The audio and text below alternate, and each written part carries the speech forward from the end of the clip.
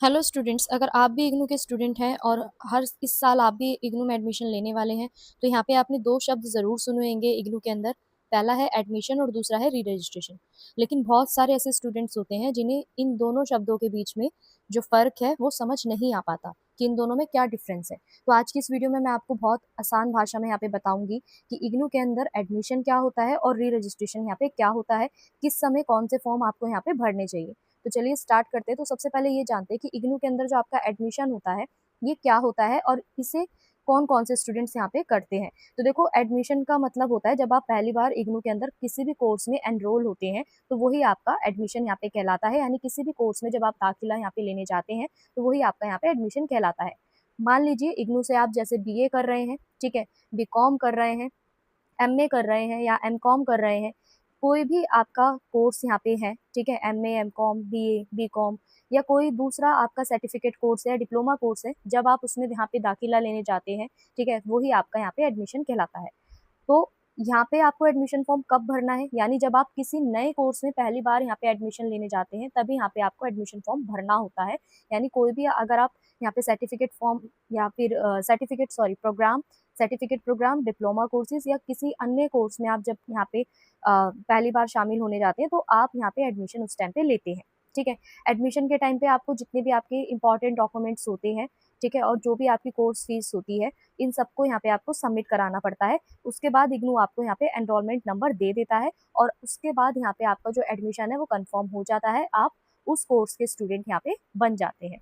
ठीक है, मान लीजिए जैसे अब मेरे को बीए में एडमिशन लेना है तो यहाँ पे मेरी जो भी पूरा एडमिशन प्रोसेस यहाँ पे जो रहेगा, फीस का, ठीक है, एडमिशन का, डॉक्यूमेंट्स का, इन सबको मैं जब सबमिट कर देती हूँ तो कुछ समय बाद इग्नू यहाँ पे मेरा एनरोलमेंट नंबर जो है जनरेट कर देता है और उसके बाद मैं यहाँ पे बीए की स्टूडेंट यहाँ पे बन जाती हूँ।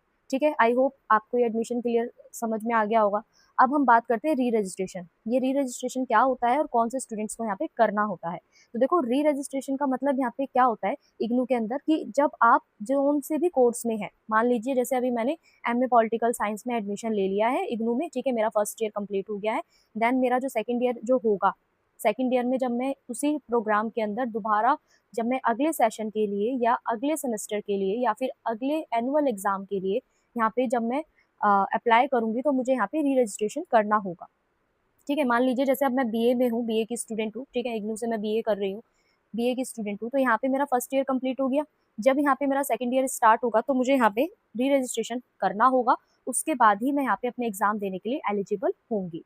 ठीक है, तो री रजिस्ट्रेशन जो होता है आपका, चाहे सेमेस्टर वाइज कोई भी प्रोग्राम चले, कोई भी डिप्लोमा कोर्स चले, ठीक है, या फिर आपका एनुअल मोड पे कोई भी प्रोग्राम यहाँ पे चले, आपको सभी के लिए यहाँ पे री रजिस्ट्रेशन करना होता है। यानी आप नए कोर्स यहाँ पे नहीं लेते हैं, री रजिस्ट्रेशन में किसी भी नए कोर्स में आप एडमिशन नहीं लेते, बल्कि जो भी आप कोर्स में एनरोल होते हैं उसका जो सेकेंड ईयर होता है या अगला सेमेस्टर जो होता है उसमें ही आपको अपनी फीस जमा करनी होती है, सब्जेक्ट यहाँ पे चुनने होते हैं, वही आपका री रजिस्ट्रेशन कहलाता है। ठीक है, अब सबसे आसान तरीके से समझते हैं। देखो, एडमिशन मतलब कि जब आप इग्नू के अंदर कोई भी कोर्स में दाखिला लेने जाते हैं वही आपका एडमिशन यहाँ पे इग्नू में कहलाता है। वही अगर हम री रजिस्ट्रेशन की बात करें तो री रजिस्ट्रेशन मतलब उसी कोर्स की आगे की पढ़ाई आपको कंटिन्यू करने के लिए जब आप सेमेस्टर मोड में या ईयरली मोड में उसे जारी रखना चाहते हैं अपने कोर्स को, तो आप यहाँ पे री रजिस्ट्रेशन करते हैं, उसमें फीस भरते हैं और अपने सब्जेक्ट यहाँ पे चूज करते हैं। तो इतना सा यहाँ पे अंतर था। तो एक बात आपको यहाँ पे जरूर समझनी चाहिए, क्योंकि बहुत सारे स्टूडेंट्स ना यहाँ पे री रजिस्ट्रेशन और एडमिशन दोनों में कंफ्यूज रहते हैं और री रजिस्ट्रेशन करने की बजाय वो एडमिशन फॉर्म भर देते हैं। तो आपको ऐसी गलती बिल्कुल नहीं करनी है। अगर आप इग्नू से पहली बार कोई कोर्स कर रहे हैं तो यहाँ पे आपको सारी चीज़ों का ध्यान रखना है। आप अगर पहली बार किसी कोर्स में एनरोल होने जा रहे हैं तो यहाँ पे आपको एडमिशन करना है। वहीं जो आप कोर्स यहाँ पे इग्नू से कर रहे हैं सेकेंड ईयर में, अगर आपको एग्जाम देने हैं तो सेकेंड ईयर के आपको यहाँ पे री रजिस्ट्रेशन करना होगा। अगर सेमेस्टर वाइज कोई भी आपका यहाँ पे सब्जेक्ट या कोई भी प्रोग्राम यहाँ पे चल रहा है तो उसको आपका री रजिस्ट्रेशन करना होगा। ठीक है, उम्मीद है आपको एडमिशन और री रजिस्ट्रेशन में जो कन्फ्यूजन थी यहाँ पे वो क्लियर हो गई होगी।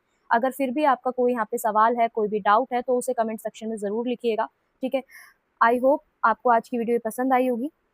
अगर आपको आज की वीडियो पसंद आई है, आपके काम की है, तो इसे अपने दोस्तों के साथ जरूर शेयर कीजिए। इग्नू से जुड़ी आसान और सही जानकारी पाने के लिए हमारे चैनल को सब्सक्राइब करना मत भूलिएगा। मिलते हैं नेक्स्ट वीडियो में। आप सभी का बहुत बहुत धन्यवाद।